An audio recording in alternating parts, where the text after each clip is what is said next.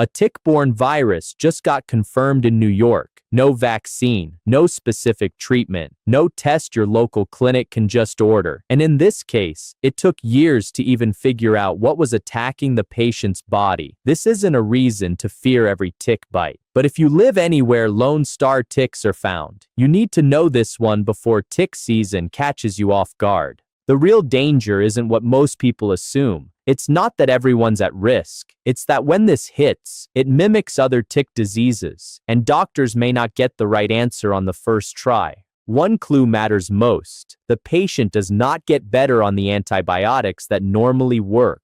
Know the symptoms. Take tick bites seriously. Bourbon virus, first identified in Bourbon County, Kansas in 2014. It spreads through an infected tick bite, mainly from the Lone Star tick.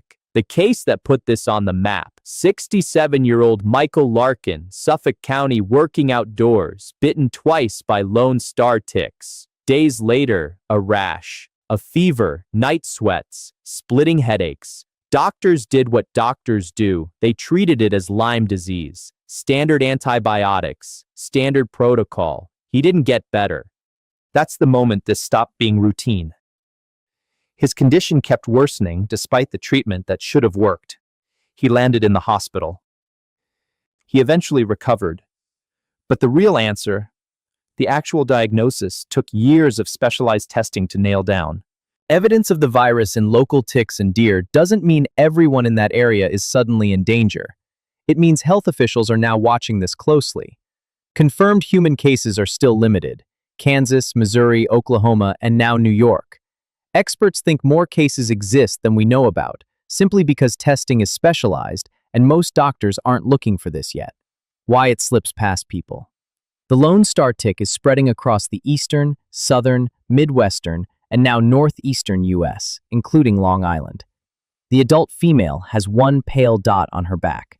Nymphs are tiny and easy to miss completely. Size doesn't matter here. This same tick also causes alpha-gal syndrome, a sudden red meat allergy. The symptoms: fever, fatigue, rash, headache, body aches, nausea, vomiting. Nothing about that list screams rare virus. That's exactly the problem. It looks like the flu. It looks like Lyme. It looks like ehrlichiosis. The key difference: Lyme is bacterial, so antibiotics work. Bourbon virus is viral. Antibiotics do nothing against it. When it turns serious, you see low white blood cells, meaning the body's infection fighters are depleted, and low platelets, which raises the risk of bleeding and signals real trouble. Some patients end up hospitalized. Deaths have been reported. Diagnosing this isn't a click-and-order blood test. It takes public health labs, state health departments, sometimes the CDC. The first test run almost never targets Bourbon virus directly. Doctors check the usual suspects first. Often the real mystery isn't the symptom. It's why the standard treatment isn't working. No vaccine. No antiviral drug built for this. Antibiotics are useless against it, but no specific treatment doesn't mean no medical care. Doctors can still manage fever, dehydration, pain, vomiting, dropping blood pressure, and abnormal labs. Some patients need IV fluids and hospital monitoring to get through it. On death rates, I won't hand you a fake number.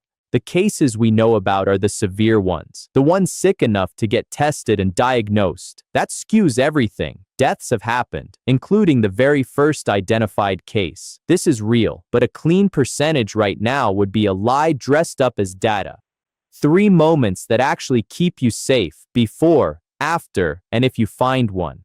Before you go outside, ticks live in tall grass, brush, and wooded leaf litter. EPA-registered repellent, non-negotiable. Permethrin on clothing and gear if you're heading into thick terrain. Long sleeves, long pants, closed shoes, pants tucked into socks in high-risk zones. Light-colored clothing so you can actually spot them. Stick to the center of the trail. After you're back inside, full body check, especially the spots people skip: scalp, hairline, behind the ears, armpits, waistline, belly button, groin, behind the knees, ankles. Shower right away. Dryer on high heat for your clothes. Check your pets too. Ticks hitch rides on dogs and cats constantly. Found one attached. Fine tip tweezers, grab close to the skin, pull straight up with steady pressure. No twisting, no crushing. Clean the site. Photograph the tick if you can, then watch yourself for the next several weeks. Skip the folk remedies. No burning it off, no petroleum jelly, no squeezing with your fingers, and don't assume antibiotics will save you if something develops. The best treatment is never needing one.